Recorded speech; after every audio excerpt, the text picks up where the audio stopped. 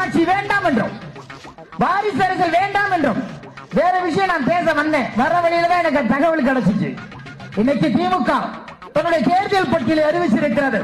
ஆற்காட்டு வீராசாமியின் மகன் கலாநிதி மாறன் வேட்பாளர் 1, முரசலி மாறனின் மகன் தயாநிதி மாறன் வேட்பாளர் 2, தங்கப்பாண்டியின் மகன் தங்க தென்னரசு அவர்களுடைய தங்க தமிழ்ச்செல்வி, துரைமுருகனுடைய மகன் கதிர் ஆனந்த், பொன்முடைய மகன் கௌதம் சிகாமணி, முத்தமிழ் அறிஞர் கருணாநிதியினுடைய மகள் கனிமொழி.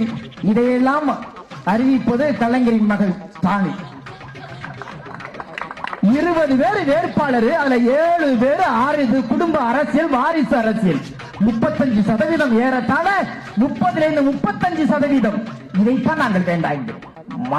ஒரு கதை சொன்னாங்க. நான் ஒரு கதை சொல்லிட்டு, ஒரு எரும மாடு வாங்கணும்னா 80,000, ஒரு பசுமாடு வாங்கணும்னா 60,000, ஒரு காளை மாடு வாங்கணும் 40,000, ஒரு ஆடு வாங்கணும்னா 10,000, அது செம்மறி ஆடு வாங்கணும்னா 8,000, ஒரு நாய் வாங்கினா 6,000 60 லட்சம் ரூபாய் வரைக்கும் ஒரு நாய், ஒரு பன்னி வாங்கணும்னா 3,000 5,000. ஆனா ஒரு ஓட்டு வாங்கணும்னா 500. வெக்கமா இல்ல? வெக்கமா இல்ல? நிக்க போறோமா? என்ன எங்க அதிகாரி, எங்களுடைய தலைவர் என்ன சொல்ற, ரொம்ப நிதர்சனமான ஒரு உண்மைக்கு வருவோம். நம்ம அடியில ஒரு பய திராவிட மண்ணை கை தொடக்கூடாது, ஒரு பய உள்ள வரக்கூடாது.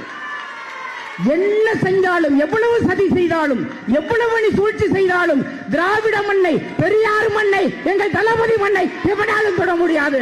அடித்து பெருத்த வேண்டிய ஒரு சூழல் இருக்கிறது. முத்தமிழறிஞர் கலைஞரால் செதுக்கி செதுக்கி செதுக்கி செதுக்கி செதுக்கி செதுக்கி செய்யப்பட்ட ஒரு சிற்பியாக இன்றைக்கு அந்த சிம்மாசனத்தை அலங்கரித்துக் கொண்டிருக்கிறார்.